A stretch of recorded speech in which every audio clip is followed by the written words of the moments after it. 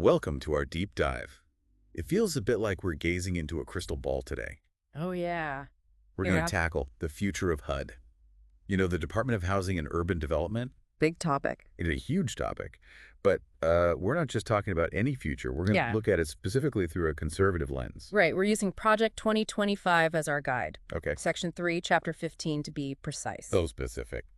This document, it lays out potential plans, hypothetical plans for a new conservative administration. Like if a new administration came in, what would they do? Exactly. And their goal, to shake things up at HUD, streamline that bureaucracy, I see. and maybe even question, should the federal government be involved in housing at all? Oh, wow. So you're telling me we could be talking about a HUD that's radically different from what we know today. Yeah, potentially. Big changes. That's a big deal. It is.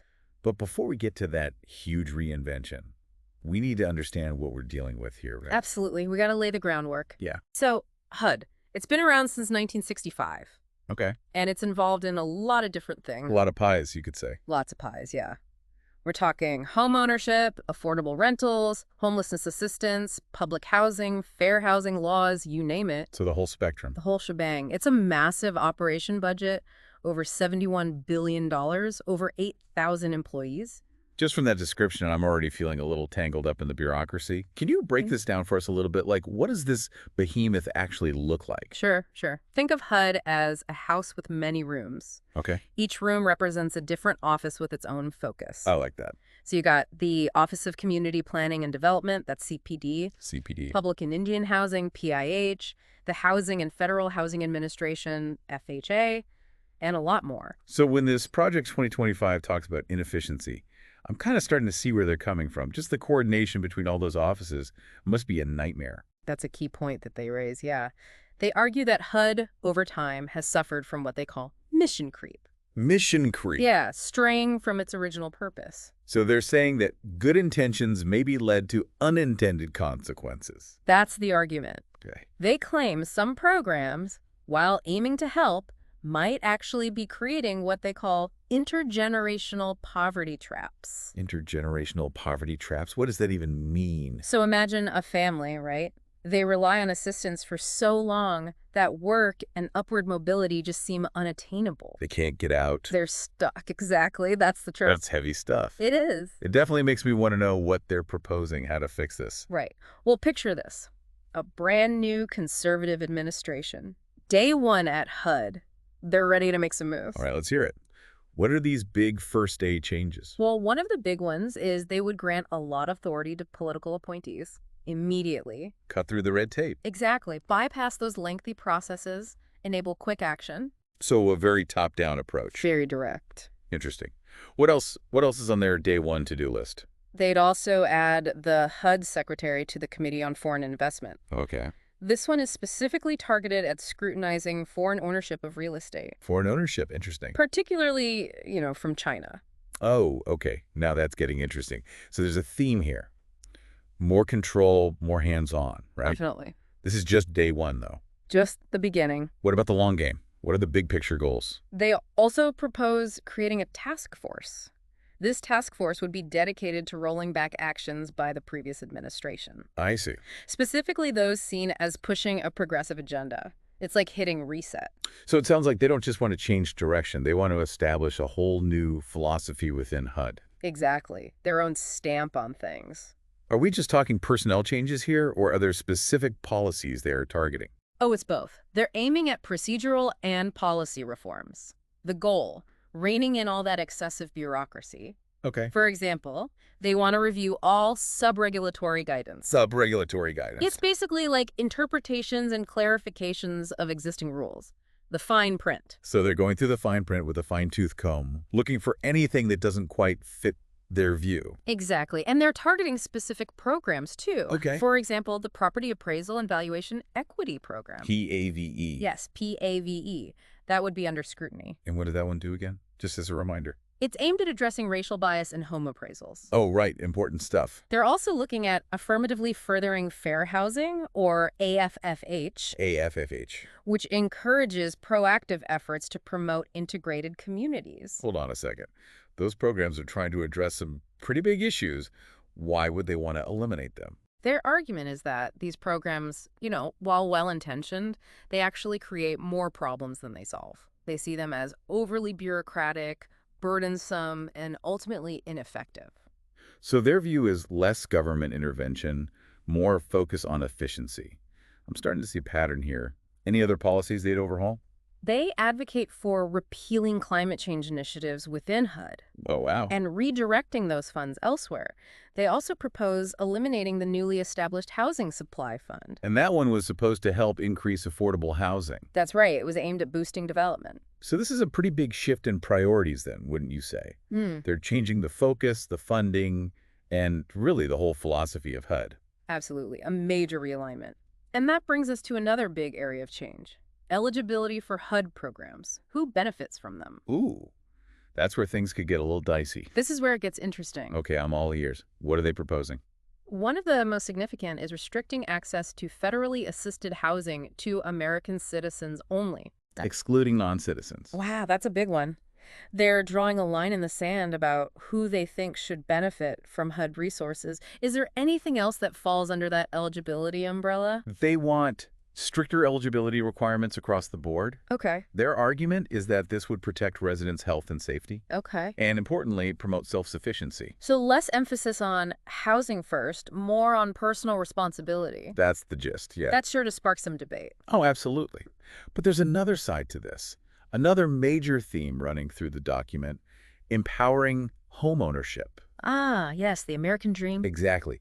They see homeownership as this cornerstone of individual success and wealth building, and they have specific ideas on how to make that dream more attainable. Okay, I'm intrigued. Tell me more. What's the plan?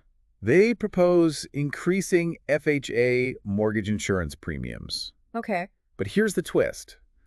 Only for those seeking longer-term mortgages. Oh, interesting. It's meant to incentivize shorter-term loans, leading to faster wealth building. That's their argument. So it's not about making it harder to get a mortgage. It's about sort of nudging people towards a particular path to home ownership. Right. They're shaping incentives. They also suggest restricting FHA insurance to first-time home buyers only, Okay. further targeting resources toward, those entering the market for the first time. So it's all about streamlining, removing obstacles, making it easier to achieve that dream of owning a home.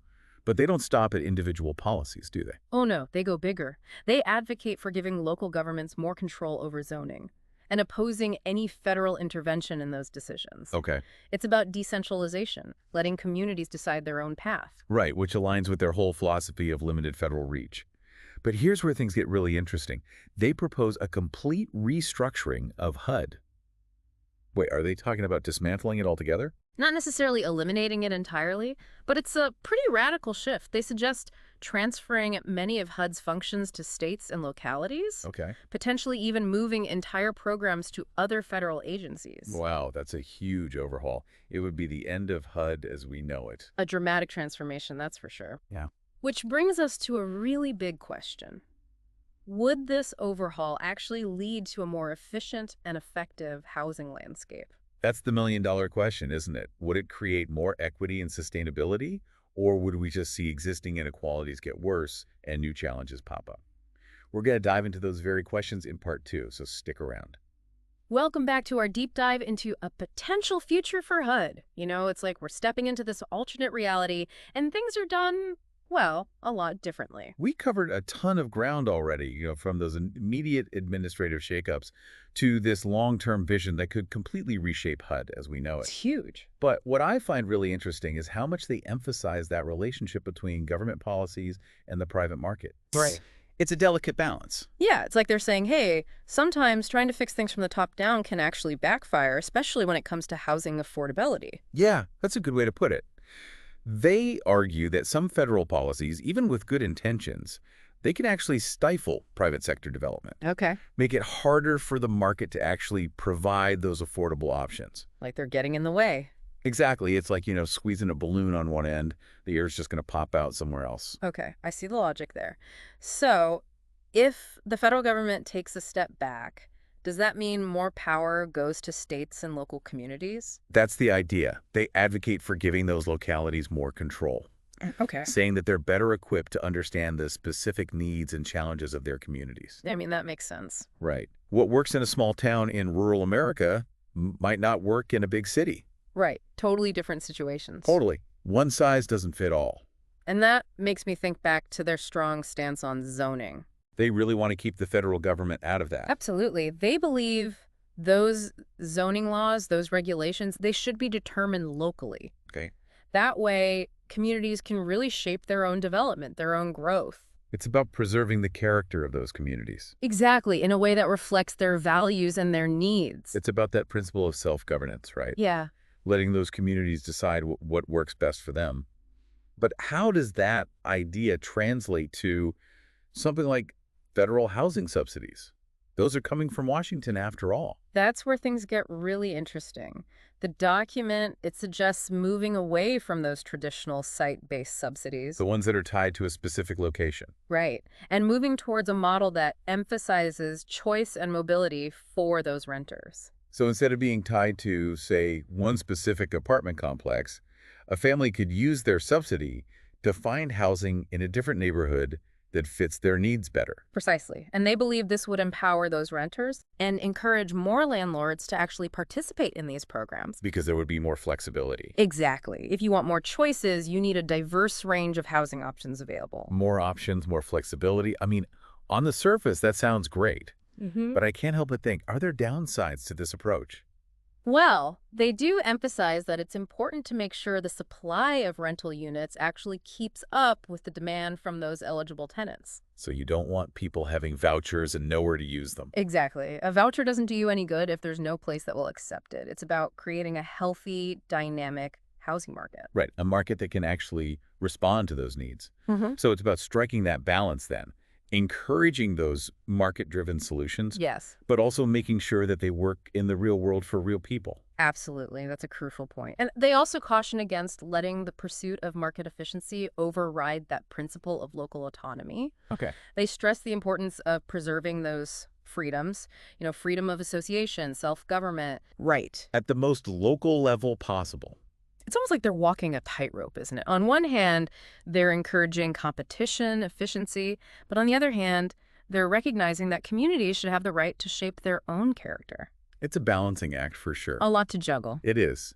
But I think that nuanced approach is often missing in these discussions about housing policy. Yeah. And it's crucial if we actually want to create solutions that are both effective and sustainable. In the long term. Exactly.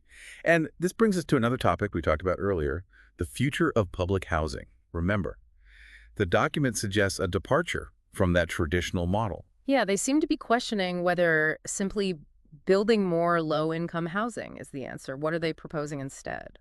Well, they advocate for exploring alternative approaches. Okay. For instance, offering tax credits to incentivize renovations, particularly in those rural areas, expanding homeownership opportunities in those communities. Yeah. They also suggest allowing public housing authorities, the PHAs. Yes. More flexibility in selling off the land that they own. Wait, selling off public housing land? That sounds a little controversial. It can be, but their argument is that this could actually unlock economic potential in those areas, attract private investment, Okay. revitalize struggling communities. So again, it's that underlying belief that private investment can be a more effective driver of change than government programs. Exactly. But they also recognize the importance of accountability. Right. No matter who's calling the shots, whether it's a government agency or a private developer, strong financial oversight is essential. So transparency and responsible management, no matter who's in charge. It's not about who's running it. It's about making sure the system works. They highlight the importance of, robust financial operations, reliable reporting, especially in such a large and complex organization like HUD. And they even cite an example from the Trump administration, Yes. where a new CFO came in, implemented a more business-oriented approach, Right. and they saw improvements in that financial infrastructure and accountability. Exactly. It's a good reminder that strong leadership, efficient management, those things really matter, regardless of political ideology. It's about making that system work for the people it's supposed to serve. Exactly. Okay, so we've walked through a lot of these specific proposals. We've talked about the philosophy. But amidst all this talk about structures and systems, I keep coming back to that fundamental question. What does all this mean for everyday people. Yeah, that's the heart of it, isn't it? We can talk all day about reforms and market-driven solutions, Right. but what truly matters is how these changes would actually impact those individuals and families. That's what we're going to explore in part 3 of our deep dive. We're going to get personal, folks. We're going to examine the potential consequences, the human consequences of this bold, conservative vision for HUD. Stay tuned. Welcome back to the final part of our HUD deep dive. It's been a wild ride. It has been a journey, Hmm. exploring this potential future where those conservative ideals, they're really reshaping everything, from the bureaucratic processes to even like who qualifies for assistance. We've covered a lot of theory, Right. but as we wrap up, it's time to get real. What do these proposed changes actually mean for those families, individuals, the communities dealing with real-world housing challenges? Yeah, that's what I keep thinking about. Like earlier, we were talking about that emphasis on personal responsibility in the document, Yeah. how they want those stricter eligibility requirements for housing assistance, and that's supposed to promote self-sufficiency. Yeah. It all sounds good in theory, but I just wonder about those consequences, unintended consequences. It's tricky. On one hand, yeah, personal responsibility is something a lot of people value, but we got to acknowledge that not everyone starts from the same place in life. Of course not. What about those families struggling with job loss Yeah. or disability, or they're dealing with a health crisis? Right. Could these changes actually make it harder for them to find safe, affordable housing? Absolutely. Life throws curveballs. I mean, sometimes those curveballs can knock you right out of self-sufficiency, no matter how hard you're trying. And the document also talks about that shift away from housing first, Right. that approach that prioritizes getting people into stable housing first before dealing with those other issues, They argue housing first often fails to address those root causes of homelessness. like addiction issues, mental health issues. Exactly. So they suggest focusing more on transitional housing programs that really prioritize tackling those underlying challenges. Okay, so it's more of a treat the cause, not the symptom approach. Yeah, you could say that. But here's the question, though. Are there enough resources out there to actually meet those complex needs? Transitional housing alone, it's not going to solve everything. Right. People need access to healthcare, counseling, job training, those support Just services. say that. Yeah, yeah. It's not just about a roof over their head. It's like giving someone a car with no gas. Yeah, Right? The potential is there, but it's not going to go anywhere without that fuel. a good analogy. And then there's that idea of giving states and local communities more power over housing policies. What about the impact on communities as a whole? Could we see a bigger gap between communities that have the resources to invest in affordable housing Yeah, and those that are struggling just to get by? it's a valid concern. We could see those inequalities worsen. Exactly. It becomes a microcosm of the national debate, Right. right? Balancing that local control with the need to make sure everyone has access to opportunities. Right, regardless of where they live. And we can't forget about that proposal to, encourage homeownership by pushing those shorter-term mortgages. Yes. It's supposed to accelerate wealth building, but could it also create barriers Hmm. for people trying to buy a home? It's a trade-off for sure. Those shorter-term loans often have higher monthly payments, Oh, yeah. and that could price out lower-income families or folks with less than perfect credit. It might just make those affordability challenges even worse. Right. So while it's great to promote homeownership, we have to think about who might get left behind. Doing this deep dive, it's really highlighted how complex housing policy actually is. It's messy. It's messy. There's no easy answer. There's no one-size-fits-all solution. Absolutely. It's about navigating, all these interconnected issues, weighing priorities, understanding that even the best intentions can lead to those unexpected consequences. Sometimes those solutions seem really clear from a distance. Yeah.